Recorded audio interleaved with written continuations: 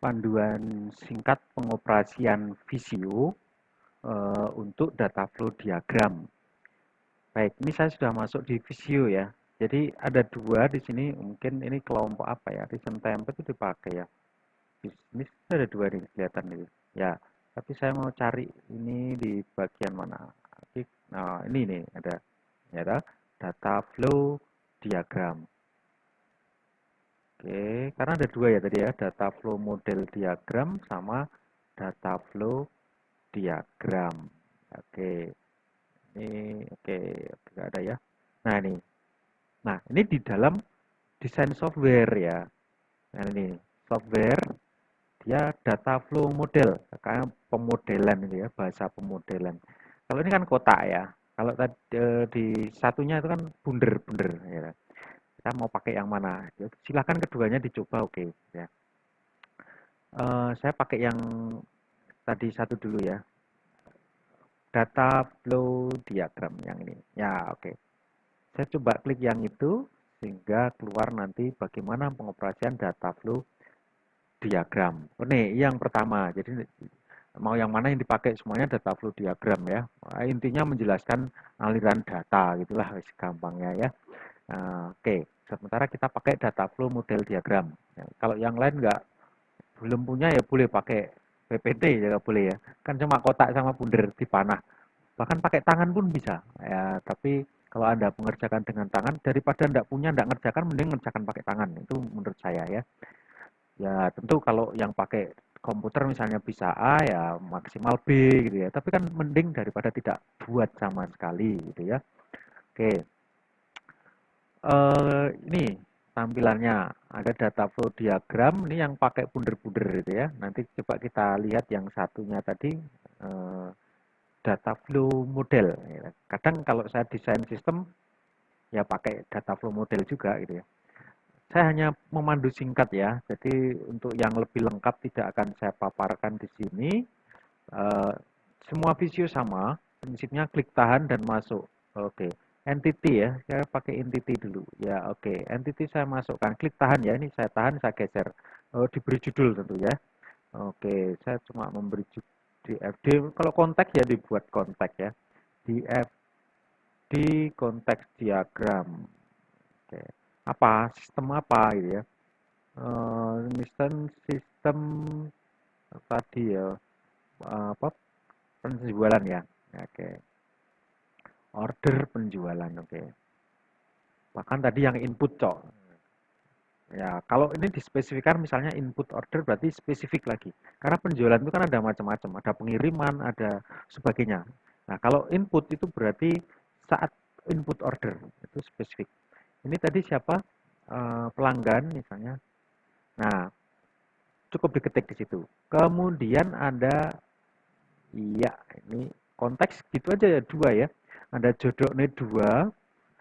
Mau satu aja ya saya sistem input order ya, order penjualan bagi kita penjualan bagi perusahaan ya. Saya pakai satu aja ya. Ya. Nah, panahnya mana gitu ya? Panahnya bisa pakai di sini juga bisa loh ya. Panah kalau ini melengkung ya atau pensil boleh ya. Di sini karena di sini akan terbatas. Mana panahnya yang di sini? Nah, ini dynamic. Oke. Loh, lurus ya toh. Nah, kalau pakai dynamic lurus dia. Tapi kalau pakai center to center ini melengkung dia. Iya. Nah, centernya mana? Tapi pisah ya. Raketok ini apa? Menuju kemana gitu loh. Ini mana toh? Ini toh. Ini ya saya geser ya. Nah, ya. Nah, lah itu saya turunkan. Loh, itu bengkong sendiri ya. Nah, ini pakai yang center to center ya toh. Atau ini center to center satu. Nah, oke.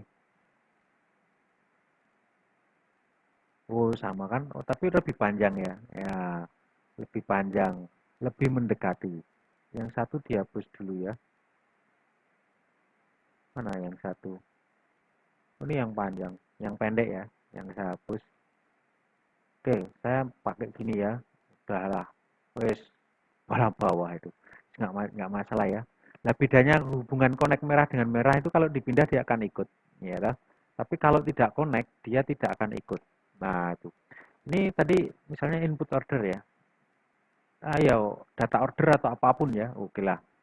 Oke, data order boleh, atau sendiri-sendiri boleh gitu ya.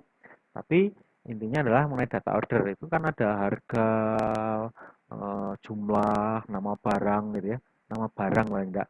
Ini misalnya ditulis nama barang, jumlah ya boleh, silahkan ya. Tergantung cara mendesain. Ini saya balik berarti. Order terus apa lagi ya?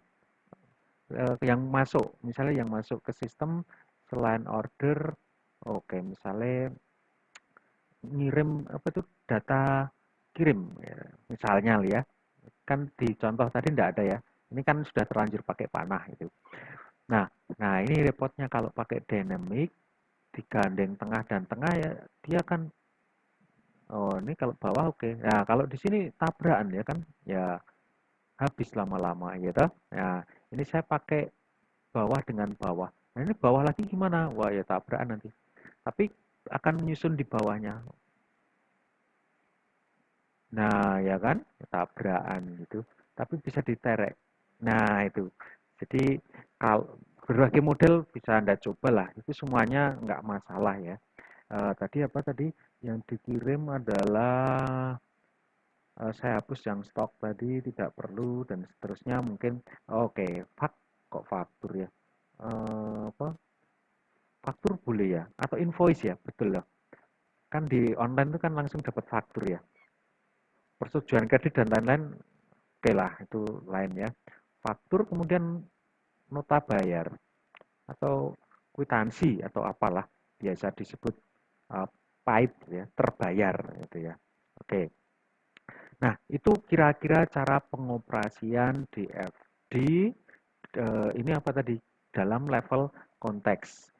Ya, kalau di level di bawahnya nanti ada database ini oke lah ya, ini tambahan ya. Oke, outside. Ya, oke dah. Sama kan? Mau pakai ini, aduh, delete. Nih, nah, mau pakai ini ya boleh. Nah, ini data apa gitu ya. Itu di level satu. Nah, di level satu tadi yang dipisah gitu ya.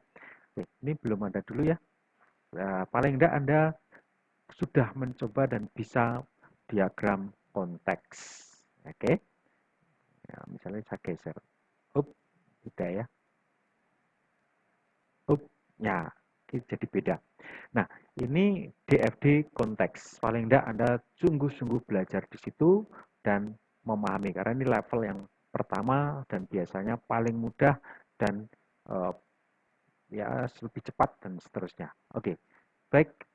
Oh, ini yang tipe satu ya. Oke. Tadi sorry, saya akan menunjukkan apa ya yang tipe 2 ya. Coba saya buka. Kalau tadi dari depan saya pakai di sini ya. Oh nih, Shapes. Ya, Shape software ya tadi ya. Kelompok software tapi bukan database tentu. Ya, ada nggak itu data flow diagram? Mana? Kelihatan belum? Dialog.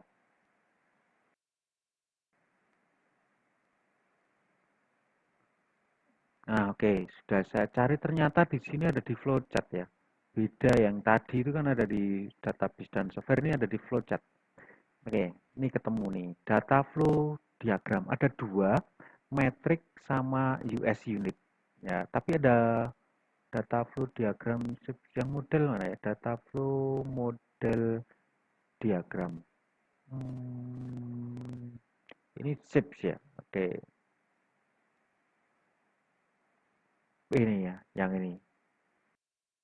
Akan saya coba aja dari saat awal membuka aja ya. Susah nemunya yang apa model tadi ya, data flow model. Nah, ini maksudnya yang ini ya, yang data flow model secara singkat aja. Tuh, ini lebih pendek ya, lebih sedikit itu. Nah, bedanya ini biasanya saya pakai untuk apa ini? Kalau desain software. Itu lebih singkat gitu ya. Nah, coba kita lihat cuma ada satu kotak ya di sini. Ini proses. Nah, rodok melengkung ya. Sama sebenarnya konsepnya ya. Nah, cuma ini kan bisa ada yang lebih lagi di sini bisa ada garisnya, ya. Apa tuh diberi garis itu ada juga. Misalnya sistem input order, wes dah saya gitu aja ya. Nah, sama ini tadi apa? Pelanggan. Oke. Ini 0 ini kodenya, ya. 0 atau 1 ya boleh ya. Hmm. Kalau karena ada nanti mungkin kode yang lain ya, pakai 1. Tapi ada yang karena yang 2 mungkin di apa ya, sistem input, yang 2 mungkin di sistem pengiriman ya, yang 3 nah itulah. Ya tergantung ya pengkodean itu. Kalau oke, saya tidak akan nulis ya, saya cuma memberikan ini sama ya, persis kayak tadi ya. Ini repotnya pakai kalau pakai banyak ya, tuh. Nah, rodok sederhana tapi rodok angel ya, masih rodok lumayan yang tadi anunya banyak tuh malah sampai di atas. Ini harus mindah ya. Nah, atau pakai pensil ya. Kalau pensil itu begini ya. Panah gitu ya. Ini nggak nyambung ya. Kalau nyambung ada merahnya terhubung. Bisa nggak dihubungkan? Oh, nggak bisa merah ya sudah gitu ya. Nanti kalau geser nggak ikut ya. Ya, itu masalahnya. Pakai pensil atau pakai garis ini atau pakai yang melengkung ya kayak coba. Nah, oke ya. Prinsipnya boleh ya. Ya. Kalau dari sini ke kanan, lebih enak ya, lebih cepat ya. Sama yang satunya juga bisa sebenarnya ya. Tapi untuk memberi nama coba kita coba ya. Ini agak itu susah ya. Loh, letaknya di tempat yang salah itu. Ya, dah. Nah, mosok nah, kalau ini harus pakai teks. Kalau bisa gitu. Nah, itu pakai apa tadi? Ya ini loh, teks susah ya jadinya. Misalnya faktur. Nah, itu cuma pemisalan ya. Nah, jadi apapun bisa Anda improve, inovasi, kemudian kreatif. Bagaimana caranya Anda? Oke. Kalau database saya masukkan, oke, ini sama ya. Oh, nah ini nggak ada merah-merahnya, ya sudah berhenti di situ. Nah, oke. Ini caranya nulis yo data pelanggan. Nah, misalnya, ini data order aja lah. Kalau data pelanggan sistemnya beda ya, masukkan data pelanggan ya.